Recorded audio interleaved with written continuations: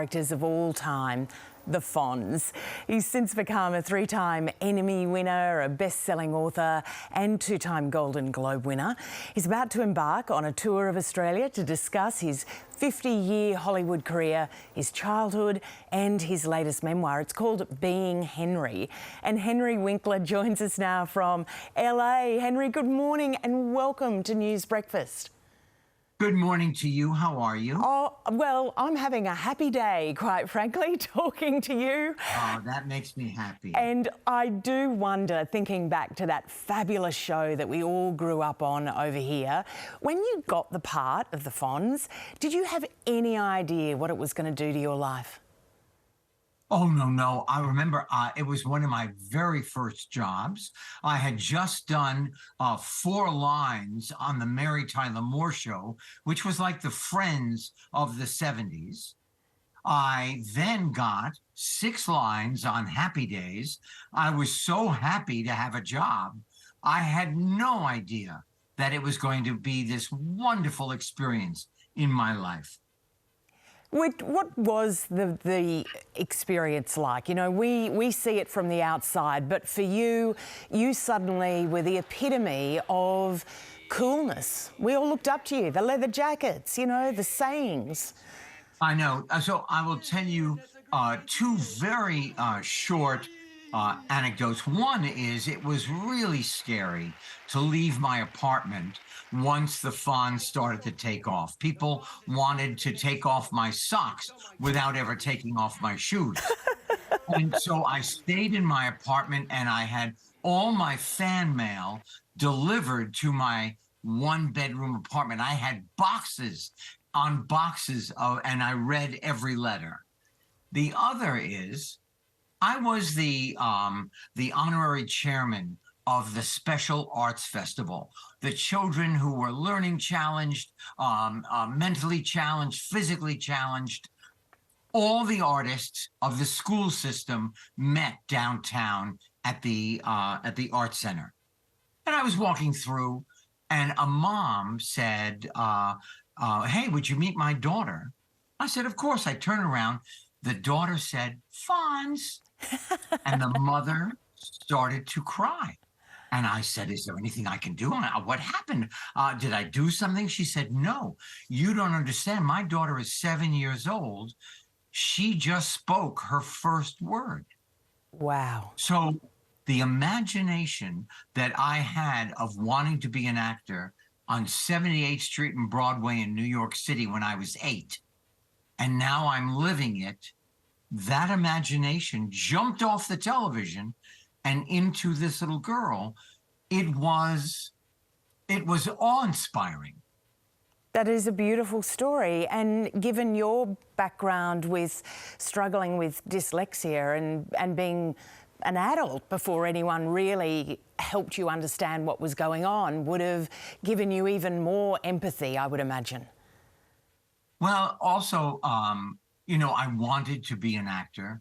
My parents, who immigrated from Germany to New York City, did not want me to be an actor.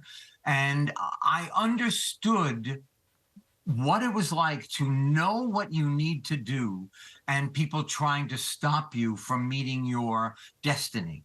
And I promised, part of what I talk about are my incredible children who are wonderful, productive, and rude, and how I was going to be a completely different parent so that whatever they chose to do, we would try and help them soar like an eagle.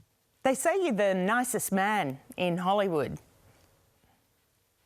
You know, I'm not sure that that's true, honestly, and I'm not even being modest. I don't think of myself as nice. I think of myself as grateful.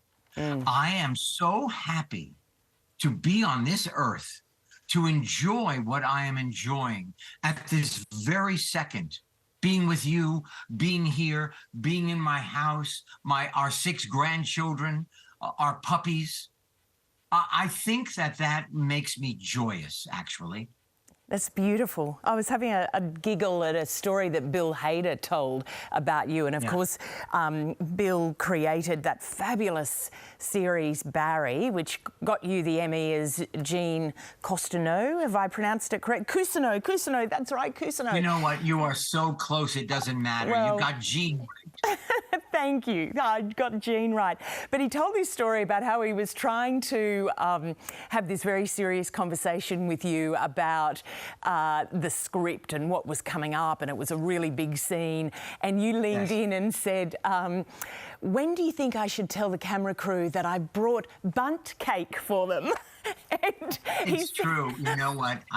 It's a little exaggerated, but it is true. Here it is. The crew, they arrive before you do, and they leave way after you leave the set. They take care of you every day, and they dress you and make you up and feed you, and they film you, and they're incredible people. And I would bring every once in a while a delicious, moist bundt cake, and I wanted to share it. You know, I heard the story that Bill was telling me. I wanted to share my bundt cake. That's a beautiful story.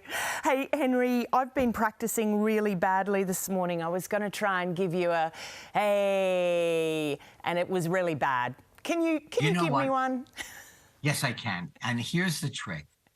You talk your intention through the sound. Hey, she's beautiful. Hey, I'm hungry. Hey, do not mess with me. So you can say volumes just using the sound. And then I added my own word, whoa, which I got from my favorite sport at the time, which was horseback riding. What? You got to explain that to me. No, because you use what you know. Paula Petrolunga is walking by me in Arnold's. And instead of saying, stop, get over here, all I said was, whoa, get over here. Of course, you cannot talk to women like that in real life. Can I just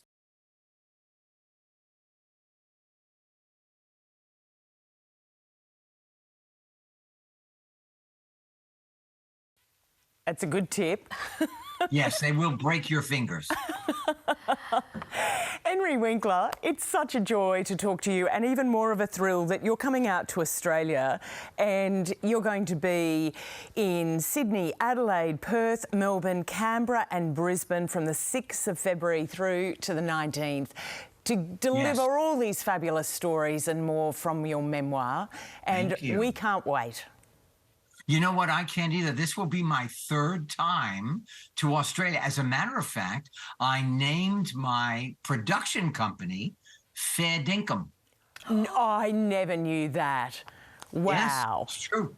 Well, we're fair dinkum about you, and we can't wait to see you. So thank you so much for your time this morning. Do you know what? This was a lovely chat, truly. Thank you, Henry.